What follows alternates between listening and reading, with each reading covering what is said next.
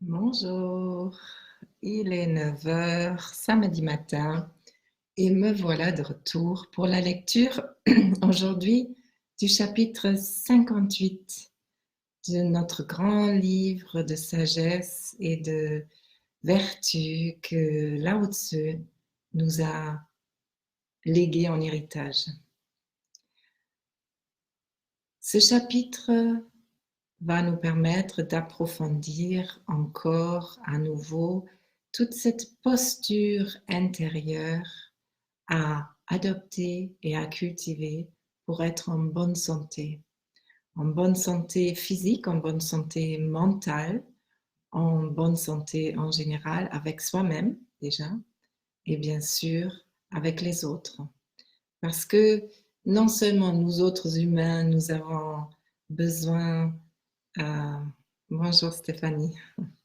Nous avons besoin de nous connecter aux autres.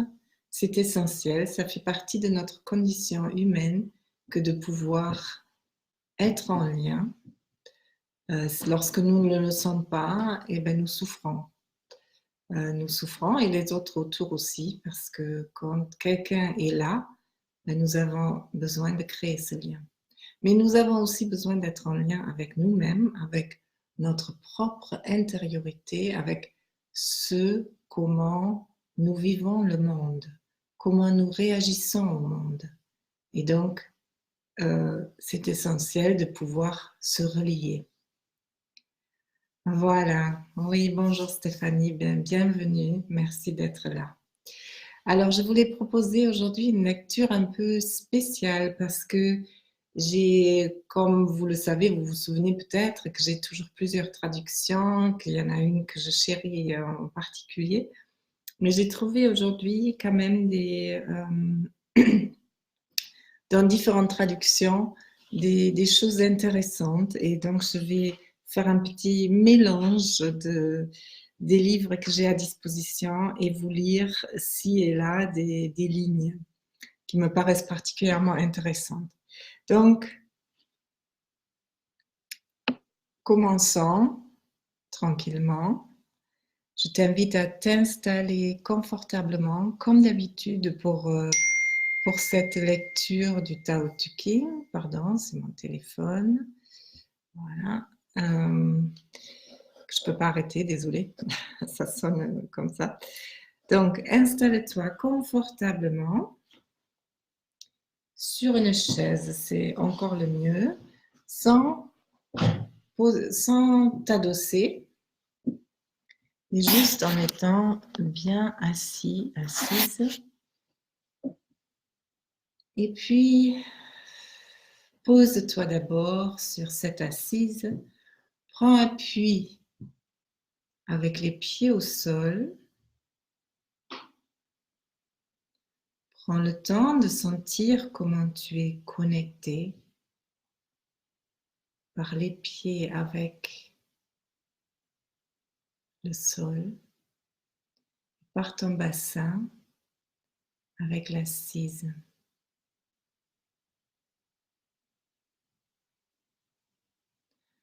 Prends le temps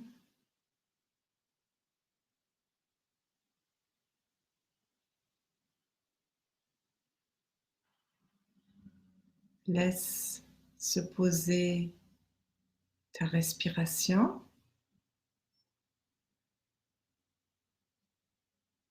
Respire naturellement.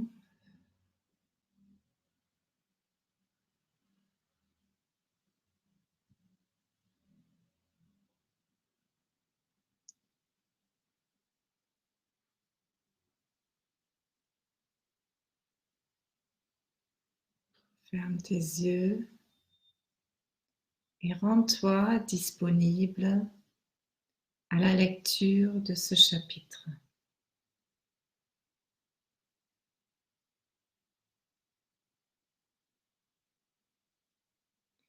Si l'on gouverne un pays avec tolérance,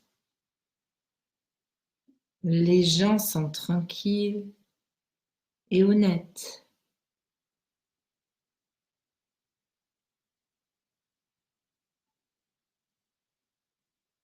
Lorsque le gouverneur est pointilleux, le peuple devient fautif.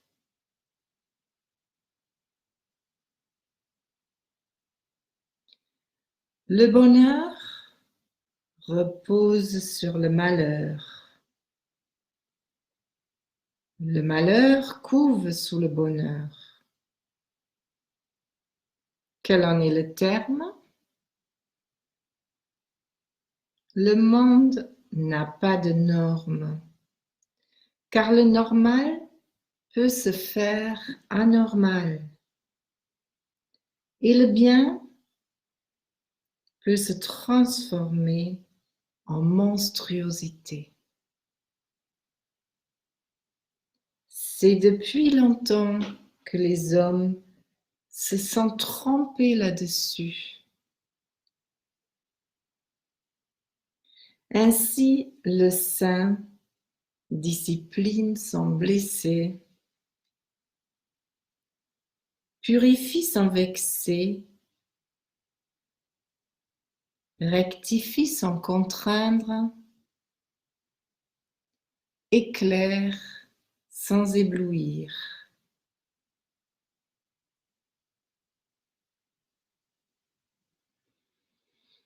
Inspire, expire.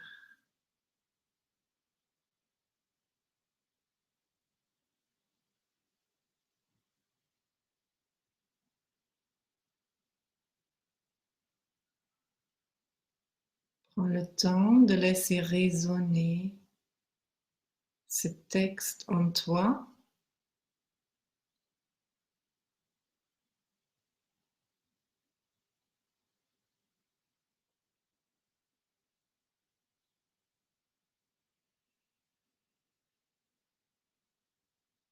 Et puis note ce que tu constates.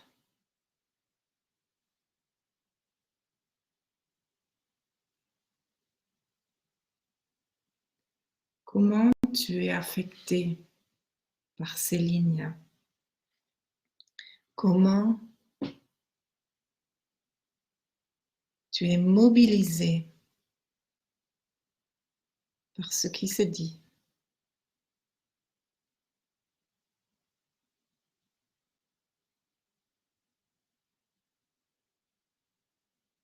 Prends le temps de consulter ton ressenti et pas uniquement ta compréhension intellectuelle.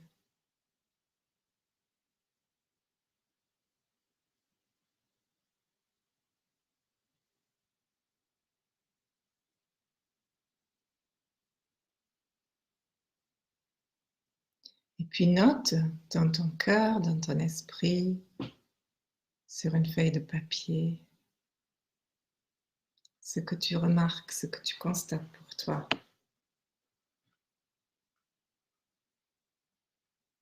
Et allons voir ce texte un peu ensemble.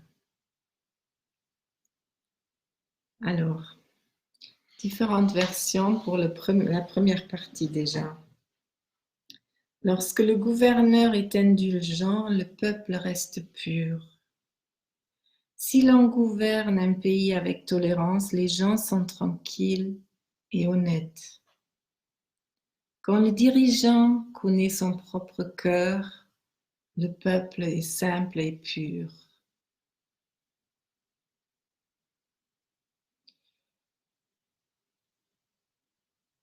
Alors, ce qui, moi, m'inspire ici le plus, c'est les termes tolérance et indulgence. Et cela surtout, enfin pas surtout, mais si je le traduis pour une lecture au service de ta santé, de ton bien-être, alors ça veut dire quoi? Ça veut dire que tu es en mesure d'accepter ce qui se passe pour toi et le regarder avec indulgence et tolérance. Je suis sûre que tu as déjà remarqué comment tu peux être ton pire juge. Nous faisons tous ça. Nous nous jugeons sans cesse. Et bien sûr, nous jugeons aussi les autres. Mais nous jugeons beaucoup les autres parce que nous nous jugeons négativement. Nous sommes tout le temps en train de nous diminuer, de nous abaisser, de nous casser pour... on ne sait pas très bien à quoi ça sert. En général, ça sert à s'améliorer. Sauf que le jugement négatif n'aide pas à aller de l'avant. Il nous empêche plutôt. Il nous fait peur. Il nous empêche. Il nous retient. Il nous stoppe parfois carrément. Donc, l'indulgence, ça ne veut pas dire le laxisme. La tolérance, ça ne veut pas dire tout accepter.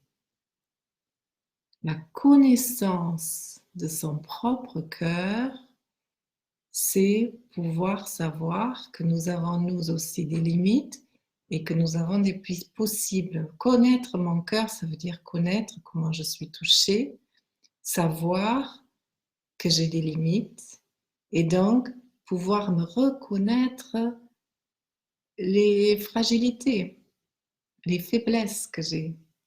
Parce que je sais fondamentalement que je ne peux pas être parfait, parfaite, et que personne d'autre ne le sera non plus.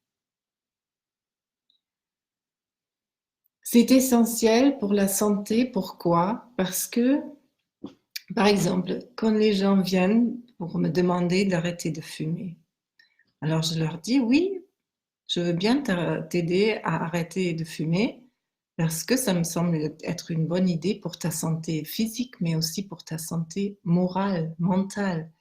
Parce que subir une dépendance n'est jamais bon. N'est jamais bon pour la santé parce que nous nous égarons menés par cette dépendance. Donc, qu'est-ce que je leur dis? Je leur dis, oui, je veux bien t'aider et ça marchera probablement seulement si toi, tu n'es pas au clair avec là où tu en es par rapport à cette dépendance, si toi, tu ne participes pas, si toi, tu ne souhaites pas être actif pour ce changement et faire l'effort de sortir de ce type de dépendance et donc d'autres dépendances, alors ça ne sera pas très efficace. Tu auras probablement des rechutes. Très certainement, tu vas à un moment de tentation, plus ou moins grand, replonger dans le désir de céder à cette envie et tu vas le faire en disant « c'est pas très grave ». Donc effectivement, ce n'est pas très grave. Ce qui est important, pour revenir à notre chapitre, c'est de pouvoir être indulgent et de dire même si je me trompe une fois, eh bien je peux faire mieux tout de suite après. Je peux me donner le droit de faire mieux, je peux me donner le droit de faire autrement à tout instant. Je ne suis pas être obligée d'être loyale à mes erreurs. C'est très important et c'est beaucoup plus fort que probablement tu l'entends là à l'instant où je le dis. C'est très puissant cette capacité à lâcher prise à son ego. L'ego, c'est ce qui est construit, ce qui est établi en nous et c'est ce qui a du mal à accepter l'impermanence. L'ego, c'est tout ce qui est permanent. Et donc, lâcher une habitude, lâcher une dépendance, lâcher un comportement que nous avons adopté, c'est pas si facile. Donc, l'indulgence, la tolérance, la connaissance de soi, ce sont les premiers pas pour aller de plus en plus près de cette dimension d'unité qui te connecte directement au Tao. Je ne vais pas prendre le texte, reprendre le texte ligne par ligne. Si tu veux l'observer avec déjà tout ce que je viens de dire, je te propose de le réécouter et je vais aussi t'écrire le texte tout à l'heure pour que tu puisses l'étudier si ça t'intéresse. Par contre, j'aimerais revenir sur une partie de ce texte que je trouve particulièrement intéressante et qui rejoint cette notion de tolérance, d'indulgence. C'est la partie où il est dit « le monde n'a pas de normes ». Car le normal peut se faire anormal et le bien peut se transformer en monstruosité. Comment c'est dit ailleurs?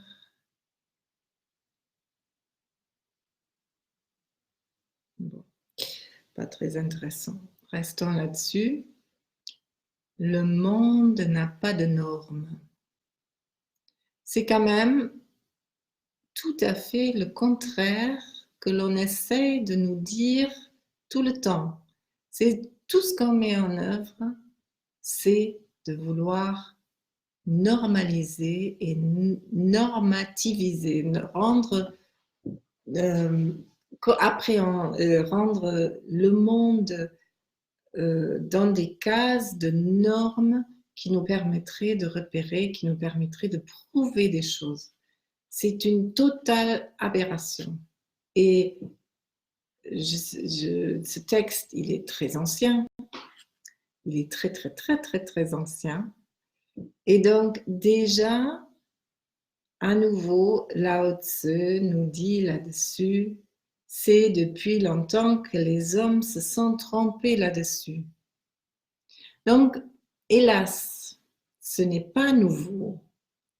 Ce n'est pas nous, le monde moderne, qui veut contrôler, qui veut normaliser, qui veut formater les choses. Non, c'est malheureusement un défaut humain qui apparemment existe depuis des millénaires, probablement depuis que l'homme existe. Je peux faire l'hypothèse que cette propension à la normalité est en lien avec la peur d'échapper, que la vie nous échappe, la peur de son propre destin, la peur d'être vivant ou vivante. Donc, lâcher prise à cet endroit-là, c'est de quitter le monde binaire, de quitter le monde du jugement et de rentrer dans la sagesse, de savoir que rien n'est éternel, ni le bien, ni le mal, ni ce que nous jugeons bien aujourd'hui, ni ce que nous considérons bien aujourd'hui, ni ce que nous considérons mal aujourd'hui. Un exemple qui me vient spontanément, puisque nous sommes dans le domaine de la santé, c'est les médicaments qui sont administrés pour leurs bienfaits et qui s'avèrent être extrêmement nocifs quelques années après.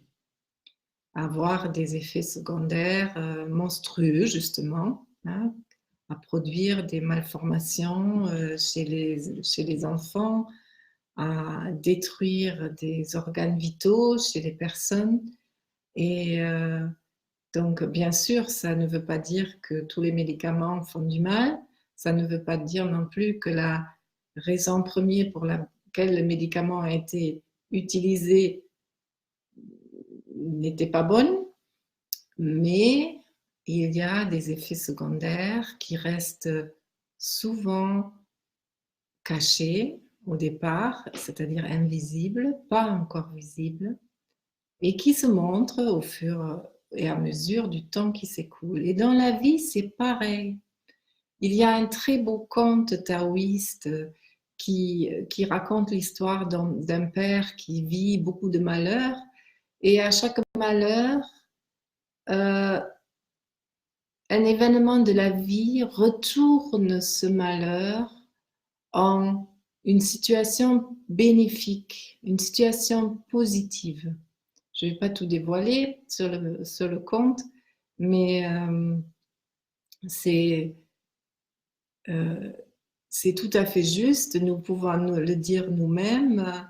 Parfois, les situations difficiles, les conflits, même certaines maladies, nous font prendre conscience de beaucoup de choses, même parfois du fait d'être vivant, tout simplement. Et du coup, change notre vie positivement.